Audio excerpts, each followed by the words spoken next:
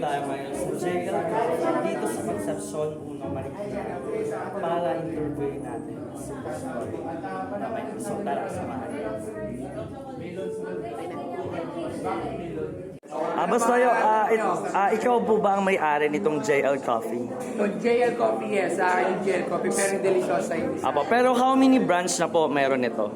Ito yung una, magkaka-branch tayo sa Cavite City, Tondo, Caloocan. So, Boss Toyo, may tanong ako. Sa kasikatan mo ngayon, ano yung mga aral na natutunan mo sa pagiging isang sikat na vlogger? Yes. Hindi ko iniisip na sikat ako eh.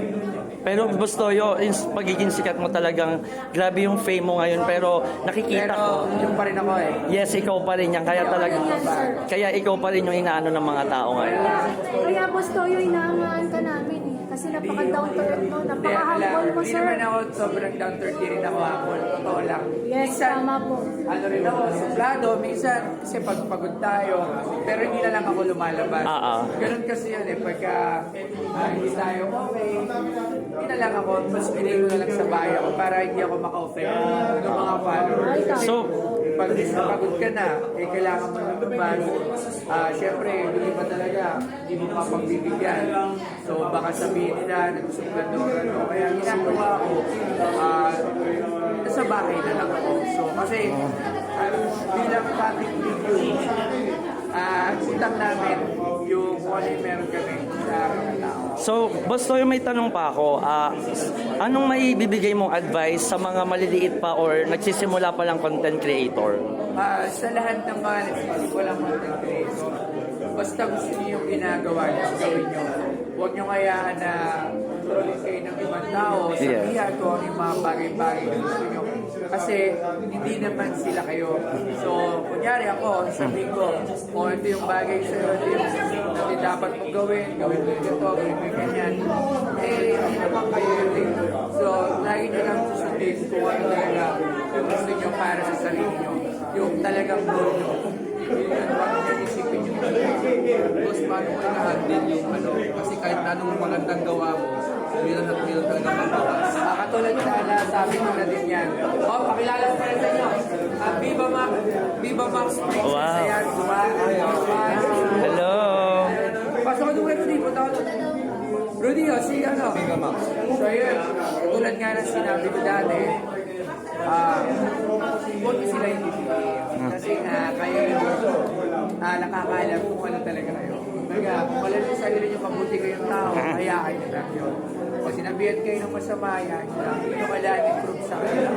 So, pero minsan, napipinot din tayo, sasagot din tayo, natural lang po yun. Hindi yun, walang ano yun, kumbaga, tao lang kasi naman tayo. Ito kasi sabi ko, walang tao hindi nagkakamali. So, Boss Toyo, sana mabigyan mo din ako ng chance sa makasama kita minsan sa mga... Basta, isa lang din, ito lang din para sa mga nagsimula mag-vlog. Tingnan nyo rin talaga kung ngayon yung gusto nyo. Kasi baka mamaya, nagugustuhan nyo lang siya dahil kumikita kayo ng pera, dahil yun yung gusto, dahil yung mga kaibigan yung vlogger. Isipin nyo rin muna talaga kung ano ba talaga yung gusto nyo na mangyari. Talaga bang vlogger talaga yung kasi hindi rin siya stable. Ayun, pwede kang sikat. Pwede vlogger din. Tapos ka na. So, mas bigyan nyo ng halaga yung totoong buhay. Social media kasi ginagamit ng fans sa mga kapatid bagay. Boss Toyo, taga dito ka. Boss Toyo, taga Marikina ka ba talaga? Hindi, taga Cavite City ako. Pero ngayon nakatira ako sa Tondo. Tapos may bahay ako sa Quezon City. Sir Boss Toyo, pwede ko bang malaman na sa Anonas ba yung ano mo, yung pinaka-ano mo? Gusto nyo anong mga mabibigay ng advice kay Diwata na napakaraming nagpapost sa kanya? Kay Diwata, sinabi ko na yun kay Diwata. Sa kanya, ito sinabi ko kanina. Pagka napapagod ka, huwag ka na lang muna lumabas. Kasi maraming nakatulong na kagad. So kasi, si Diwata, tao lang naman yun. Natural lahat. Kayo, yung mga vlogger na nagbabash sa kanila, yung mga nagsisimulang vlogger, yung hindi pa ganun kasikatan. Pero pag dumating yung punta na sikat na sila, mararanasan din sila yun. At posible din na mangyari din sa kanila. hindi ko sa pinagdadamit ng Diwata. Sa nakikita ko lang naman, medyo yung iba nga napapansin ko, medyo para may pagkakataray na internet, yung mga video. Kasi minsan kinakanta yan ng mga vlogger eh. Yung mga ibang vlogger, ang pinapakita na lang minsan kung ano yung gusto mong ipakita. So kunyari, may nakitang mali sa action. Pero bago mangyari yun, meron pang ibang video yun eh, na hindi naman talaga ganun kamali.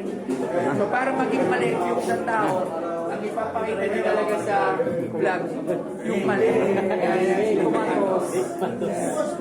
So yan, mag-blessing muna tayo. Alright, maraming salamat, Boss Toyo. Thank you, Boss Toyo.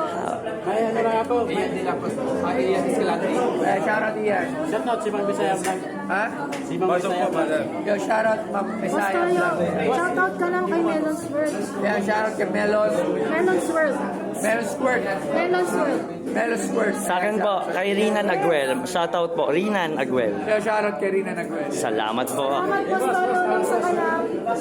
Yo, shoutout nga pala at pag-follow, subscribe nyo si Renan Aguel. Aguel. Ayan. Ulitin ko. Follow and like yung page ni Sir Renan Aguel. Ito, ito, Sige po. Hindi naman. Ngayon lang kasi